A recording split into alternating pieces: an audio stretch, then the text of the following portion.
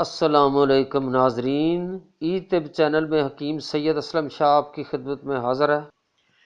آج کی ویڈیو میں آپ کو ذیابیطس یعنی شوگر کا قدرتی علاج پیش کر رہا ہوں، جس کے استعمال سے سینکڑوں مریض اس موذی مرض سے نجات پا چکے ہیں۔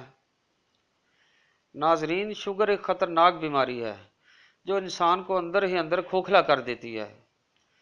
شوگر کے مریضوں کا دل، گردے اور اعصابی نظام ناکارہ ہو جاتا ہے، پیاس کی شدت بڑھ جاتی ہے، پیشاب بار بار آنے لگتا ہے، مثانہ کی کمزوری اور ضعف باء کا شکار ہو جاتا ہے۔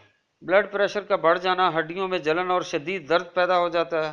جب خون میں شوگر بڑھ جاتی ہے تو گردوں کو بہت زیادہ کام کرنا پڑتا ہے، پروٹین کی مقدار خارج ہونے لگتی ہے جو فلٹر کرنے کے عمل کو متاثر کرتی ہے۔ مریض تھکاوٹ محسوس کرنے لگتا ہے، جسمانی کمزوری دن بدن بڑھ جاتی ہے۔ در حقیقت جب غذا میں گلوکوز خلیات تک نہیں پہنچتی تو جسم کو توانائی کا احساس بھی نہیں ہوتا۔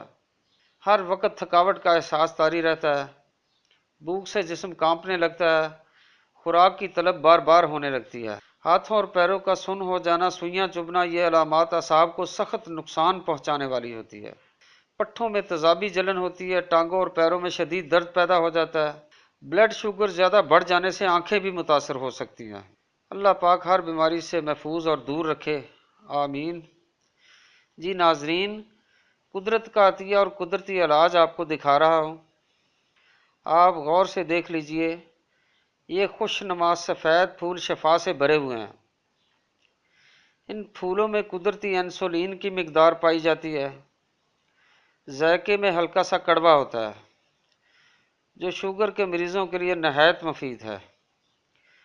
اس پودے کا نام ہے سدا بہار۔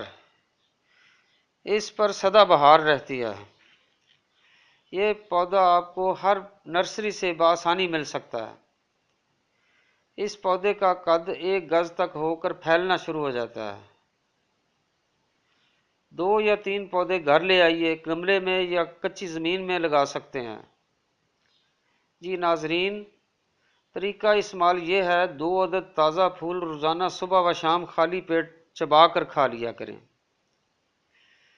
جن مریضوں کی شوگر زیادہ ہائی ہو وہ 3 پھول بھی لے سکتے ہیں، بالکل بے ضرر ہے۔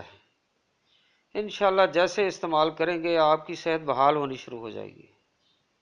ناظرین، آج کی ویڈیو اگر آپ کو پسند آئی ہے تو میرے چینل کو سبسکرائب کریں اور بیل آئیکن کا بٹن دبائیں تاکہ ہر آنے والی لیٹسٹ ویڈیو آپ تک پہنچ پائے۔ مشورے کے لیے میری ویب سائٹ اور واٹس ایپ پہ بھی رابطہ کر سکتے ہیں۔